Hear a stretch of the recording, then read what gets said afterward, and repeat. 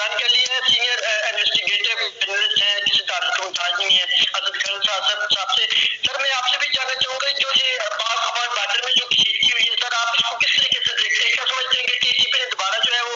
Sir उठा लिया है? जी बिल्कुल, जिस तरह बहुत पहले से आपने देखा खबरें आ रही थी अक्रॉस द बॉर्डर जो हो रही थी चीजें, पहले भी हम उस तरफ से हमारी चेक पोस्टों पे हमलों के वाकयात हुए, फिर पाकिस्तान के जो शहरी हैं उन पर जो हमलों के हवाले से खबरें आई, और अब ये जो सारा मामला आ रहा है तो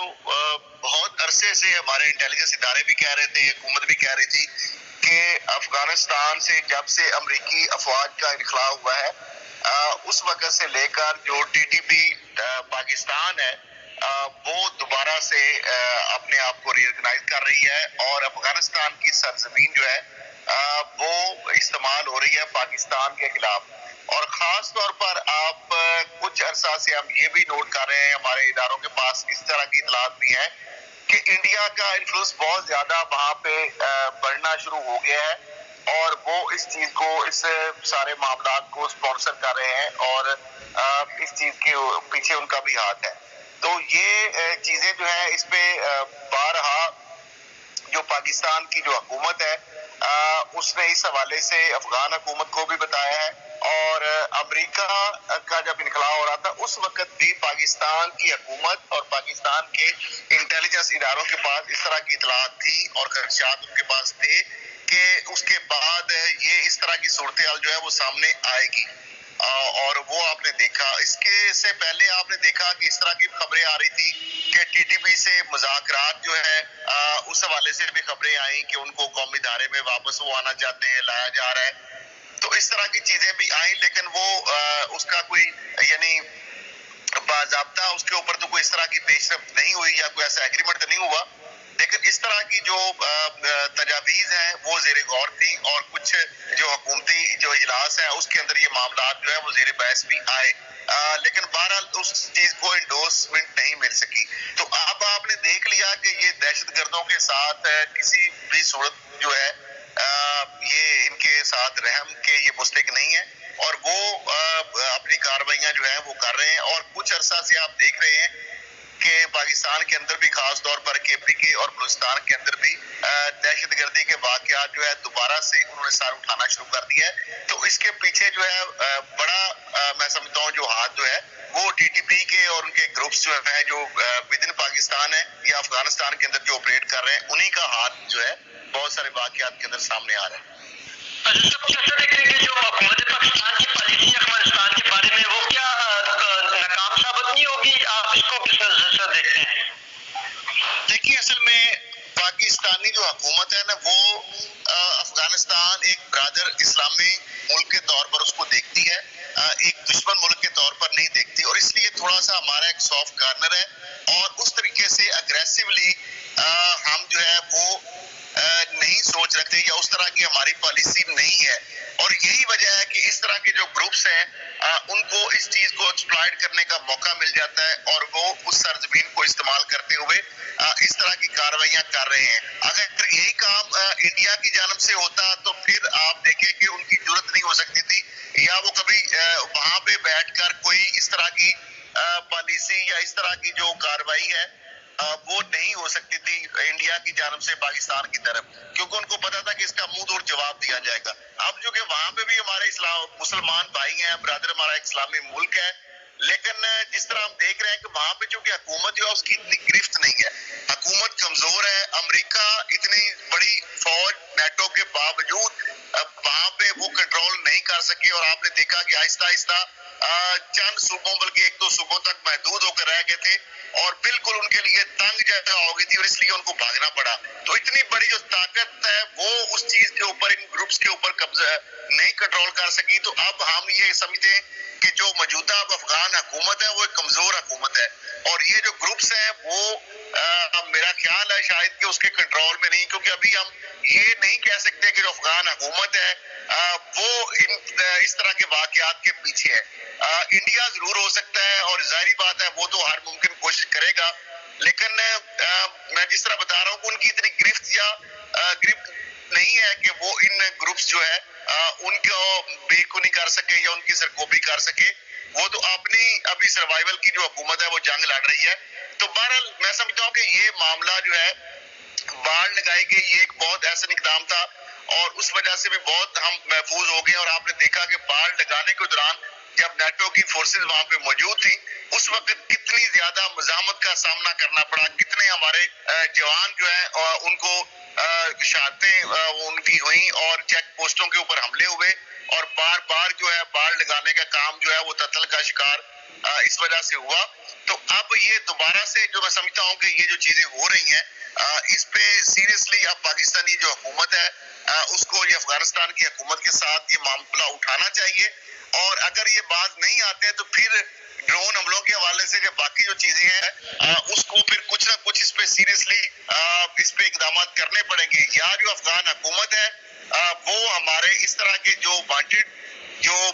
ٹیررسٹ ہیں جو کہ پاکستان سے وہاں پہ گئے ہیں اور وہاں سے بیٹھ کر وہ جو دہشت گردی کی کارروائیاں کر رہے ہیں ان کو پھر ہمارے یا تو حوالے کریں اور یا پھر اپنی سرزمین کو پاکستان کے خلاف دہشت گردی کی کارروائیوں سے روکنے کے حوالے سے اس چیز کو نے بھی کلیئر کیا ہے کہ پاکستان ڈیفالٹ نہیں کرے گا. لیکن اب آج chairman P T I Imran Khan صاحب نے بھی ایک پریس کانفرنس کی ہے ماہرین معیشت سے انہوں نے خطاب کیا تو اس میں بھی انہوں نے کہا کہ پاکستان ڈیفالٹ کی طرف جا رہا ہے. اور اس طرح آج ہم نے دیکھا کہ خیبر پختونخوا کے جو فیڈریشن وزرائے اعلیٰ تھے انہوں نے بھی پریس کانفرنس کی, ایک مشترکہ پریس کانفرنس ہوئی, اس میں بھی کہا گیا کہ صوبوں کو ان کا حق نہیں دیا جا رہا, صوبے بھی جو ہے وہ ڈیفالٹ کی طرف جا رہے ہیں. تو سر یہ جو پاکستان میں ایک نئی لہر جو چل پڑی ہے ڈیفالٹ والی, اس سے کیا سمجھتے ہیں کہ اس میں کتنی صداقت ہے اور اس میں پاکستان کو کیا نقصان ہے, یہ سب بتائیے. دیکھیے آپ کچھ دنوں سے رپورٹ جو آ رہی ہیں انڈیکیٹر جو آ رہے ہیں یا جو جس طریقے سے کہ کتنے پرسنٹ جو ہے پاکستان جب پی ٹی اے کی حکومت تھی تو اس وقت ڈیفالٹ جو ہے رسک جو ہے وہ 5% پہ تھا. تو اب تو وہ 64% تو بہت پہلے آیا تھا, اس کے بعد تو کہہ رہے ہیں کہ 90% سے بھی یہ کراس کر گیا ہے. تو یہ وہ چیزیں ہیں جس کی بنیاد پر یہ چیزیں کی جا رہی ہیں. اس کا عملی ثبوت آپ دیکھیں نا کہ آپ ایل سیز جو ہے آپ کی نہیں کھل رہی,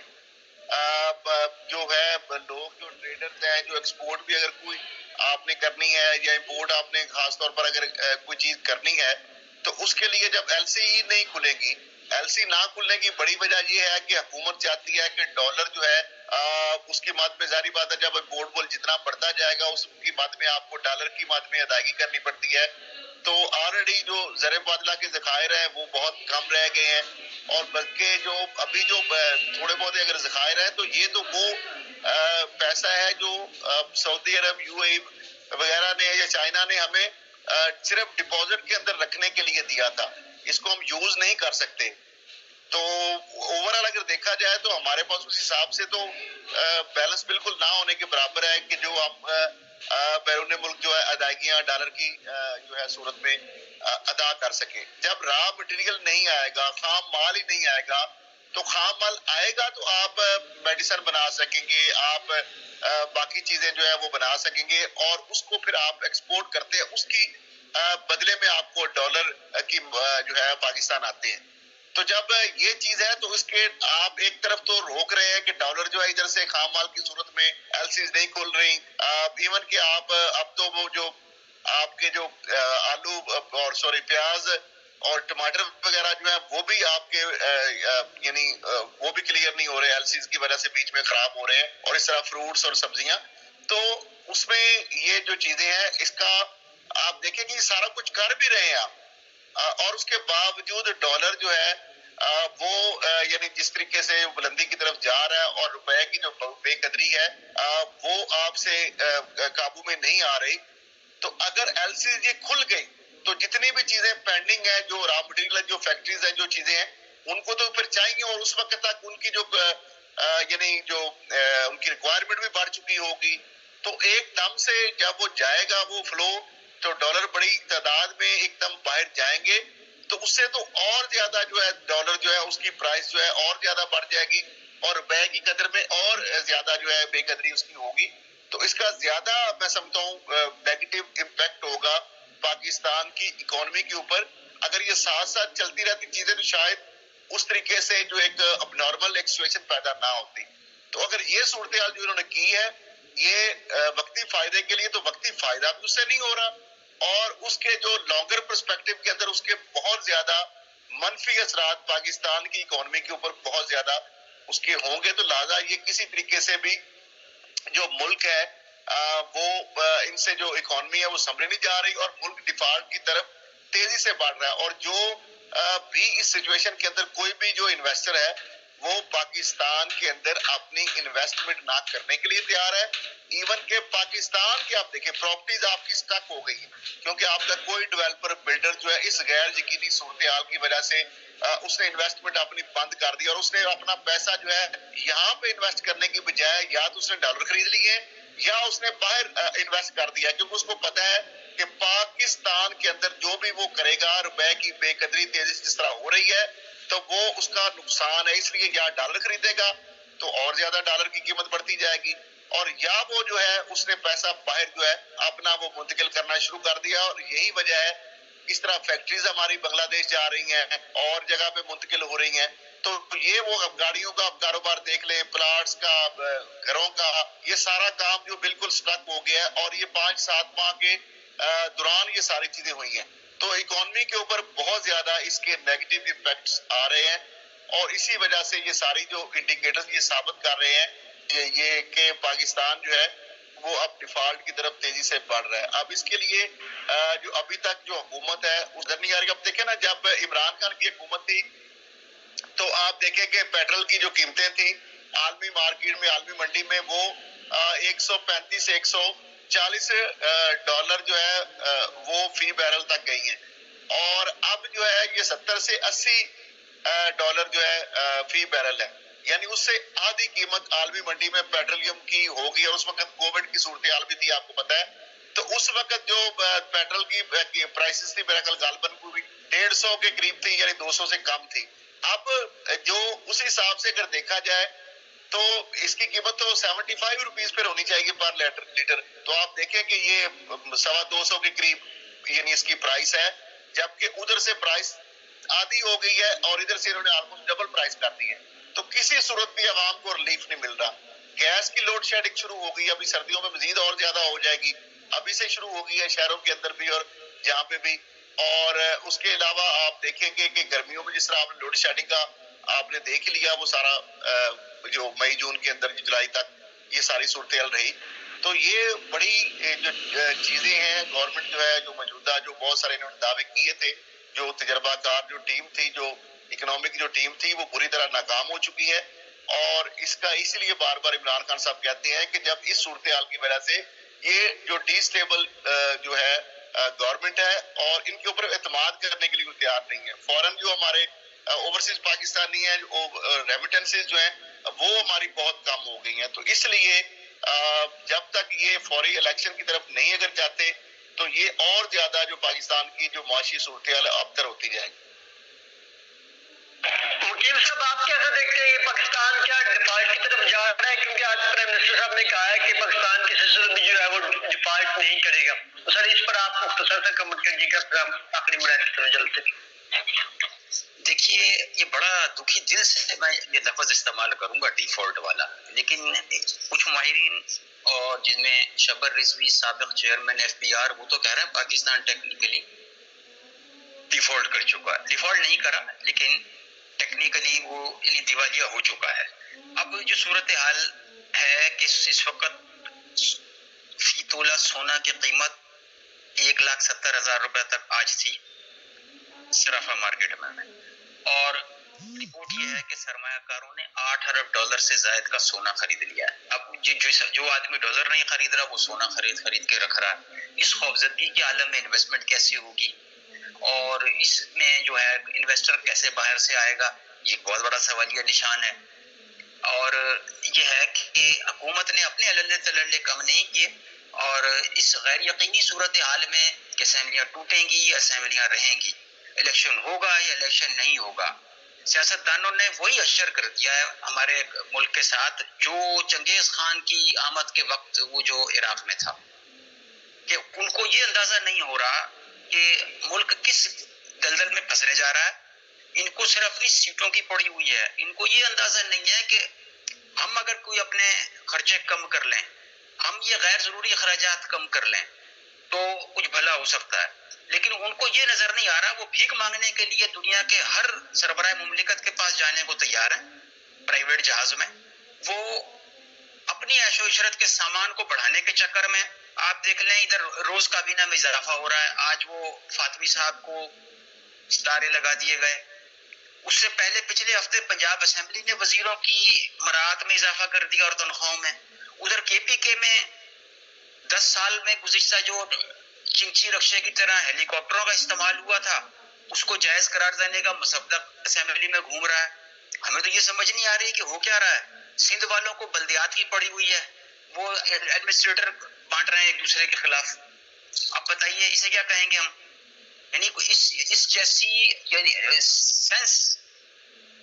لیس قیادت میں نے زندگی میں نہیں دیکھی. اللہ ہی نہیں ہدایت دے. جی اسد صاحب, برطانوی اخبار کی جو معافی ہے اس پر آج پرائم منسٹر صاحب نے اور ان کے ساتھ وزراء نے جو ہے پریس کانفرنس میں بڑی تفصیل سے کی. انہوں نے کہا کہ یہ ہماری جیت ہے. تو اس کو آپ کس نظر سے دیکھتے ہیں؟ برطانوی اخبار کی ایک انہوں نے جو ایک جریدے کی معافی مانگی, اس کو سر کس نظر سے دیکھتے ہیں؟ تو وہی عدالتیں تھیں برطانیہ کی, اور وہی اخبار تھا اور وہی صحافی تھا. اب آپ کو اندازہ ہے کہ جب یہ آئے ہیں اور وہ ایف آئی کا کیس جس کے اوپر فرد جرم عائد ہونی تھی, اسی دن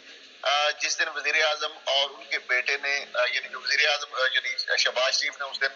حلف اٹھا لیا, ان پر فرد جرم عائد ہونی تھی, اور ان کے جو صاحبزادے ہیں جو وزیر اعلیٰ پنجاب بھی کچھ دنوں کے لیے رہے, ان کے اوپر فرد جرم عائد ہونی تھی. اور سلمان شہباز جو ہے اس کیس کے اندر مفرور تھا, اشتہاری تھا. اور اس کے علاوہ جو اس کیس کے اندر آپ کو پتہ ہی ہے کہ ڈائریکٹر کے ساتھ کیا ہوا, اور مقصود چپاسی کے ساتھ کیا ہوا, اور باقی 2 گواہ جو ہیں ان کے ساتھ کیا ہوا, وہ داستان بھی سب کو پوری قوم جو ہے وہ جانتی ہے. تو اب معاملہ یہ ہے کہ اسی طرح سے ایک نیب کے اندر کیس تھا. اب نیب تو چونکہ ایک تو امینڈمنٹ کر لی انہوں نے, اور اس کے اندر آپ دیکھ لیں سارے آلموسٹ اس کے اندر کلیئر ہو چکے ہیں, کوئی ایک آدھ رہ گیا اگر تو وہ بھی ہو جائے گا. اور دوسرا یہ ہے کہ اب نیب جو ہے اگر وہ ادارہ ہی اس چیز کو آپ پرسو نہیں کر رہا, ادارہ اس چیز کو لے کے نہیں جا رہا کورٹ میں, اکاؤنٹیبلٹی کورٹ کے اندر, تو پھر اس پہ اب اخبار جو ہے اس کو تو جو مٹیریل دیا گیا ہے وہ کیلبری فاؤنڈ میں تو نہیں تھا. اس کے اندر جو چیزیں تھیں, نیب نے اس چیز کو اب چونکہ اپنی اس جو پروسیکیوشن ہے اس کا حصہ ہی نہیں بنایا, تو جب حصہ نہیں بنایا تو اس بنیاد پر جو حکومت ہے انہوں نے یہ پلی لی وہاں پہ کورٹ میں کہ دیکھیں جناب جس کی جس ادارے کی یعنی حوالے سے انہوں نے یہ ساری رپورٹ بنائی ہے, وہ اس ادارے نے تو اس چیز کو اپنی اس پروسیکیوشن کے اندر بنایا ہی نہیں ہے, پارٹ ہی نہیں اس چیز کا. تو اس بنیاد پر انہوں نے جو کلیریفیکیشن اور جو کریکشن کی, اور وہ بیسیکلی ہے کہ ڈیفٹ کی حد تک ہے کہ جو یو کے سے جو فنڈ آیا تھا وہ کرپشن کی جو نظر جو ہے نہیں ہوا. باقی جو دیگر معاملات تھے, جو منی لانڈرنگ تھی, اربوں روپے کی جو ٹرانزیکشن ہوئی تھی, جو فیک اکاؤنٹ بنے تھے, ملازمین کے نام بنے تھے, باقی جو اس کے اندر باقی معاملات ہیں, اس حوالے سے تو اس کی کلیریفیکیشن نہیں آئی. تو وہ اس حد تک ہے کیونکہ برطانیہ کو ویسے بھی کنسرن تھا اپنی اس جو چیریٹی کی انہوں نے دی تھی زلزلہ زدگان کے لیے. تو باقی جو چیزیں ہیں وہ چونکہ ظاہری بات ہے اب ادارہ ان کے متحد ہے, اس ادارے نے اس چیز کو پارٹ نہیں بنایا, تو اس لیے جو ہے اخبار کو اس چیز کو کلیریفائی کرنا پڑا اور اس کے اوپر معذرت کرنا پڑی. تو اس کو جس طریقے سے انہوں نے بنا کے پیش کیا, پہلے بھی آپ کو پتا ہے این سی اے کی رپورٹ کے حوالے سے وہاں پہ کچھ لوگ جو ہیں ان کے ساتھ پتہ ہی آپ کو برطانیہ میں جو چند لوگ آپ کو دائیں بائیں ان کے دکھائی دیتے ہیں, تو وہ انہوں نے جس طریقے سے وہاں پہ اس کو پیش کرنے کی کوشش کی, اور وہ بھی ساری قوم کے سامنے بعد میں پتہ لگا کہ اس طرح کی چیز نہیں تھی. اور اس طریقے سے اس معاملے کے اندر بھی آپ نے دیکھا کہ اخبارات کی ہیڈ لائن یعنی وہ لیڈ سٹوری بنی, اور چینل نے اس کو ہیڈ لائن کے طور پر ایک کلیریفیکیشن کو چلایا, اور جس طریقے سے اربوں روپے اور کروڑوں روپے جو میڈیا کو دیے جا رہے ہیں, اور یہ یعنی جو پی آر اے کمپین چلائی جا رہی ہے, اس کے بعد ڈیوڈ روز نے بھی اس کو ٹویٹ کر کے اس چیز کا کافی حد تک اثر جو ہے وہ زائل ہو گیا, ان کا جو یک طرفہ ایک پروپیگنڈا چل رہا تھا. تو یہ میں سمجھتا ہوں کہ اتنی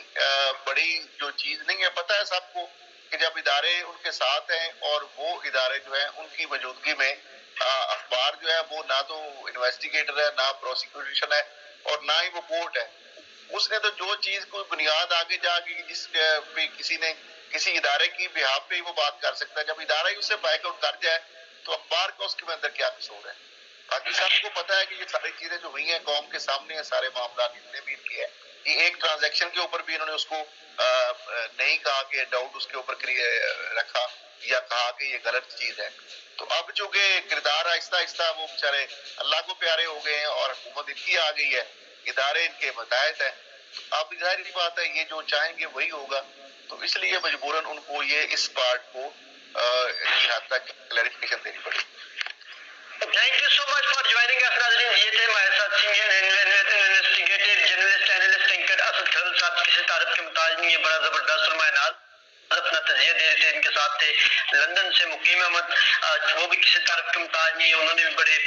جرمنی میں جس طرح حکومت کا جو تختہ الٹا ہے اس پر جو ہے وہ خبر دے رہے تھے، ایک بڑی خبر دے رہے تھے. اور اس کے ساتھ ساتھ جو افغانستان میں جو پاک افغان بارڈر میں جو کشیدگی ہے اس پر اسد خضر صاحب جس طرح تفصیل سے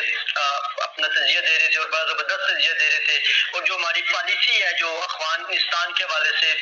جو مذاکرات ٹی ٹی پی کے ساتھ ہماری اس وقت ہوئی، اور جو حکومت اور رجیم جو چینج اس پر بھی روشنی ڈال رہے تھے اور بڑے تفصیل سے بتا رہے تھے. اور جو ڈیلی میل کا جو ہم نے آخر میں تجزیہ لیا اسد صاحب کا، تو اس میں بالکل جو ادارے کی پالیسی ہوتی ہے، اخبار تو ظاہری بات ہے جب ادارے کی پالیسی جو ہوگی وہی اخبار نے آگے کرنا ہے. بڑا سب کو کرپشن کا اور سب کو پتہ ہے آج کل جدید دور ہے، ڈیجیٹل دور ہے، سب کو پتہ ہے کہ کون کتنا پانی میں اور کتنا دودھ میں. اپنے میزبان سردار طیب خان کو آج کے پروگرام سے اجازت دیجیے. انشاءاللہ نئے پروگرام کے ساتھ آپ کی خدمت میں کل پھر حاضر ہوں گے. خدا حافظ.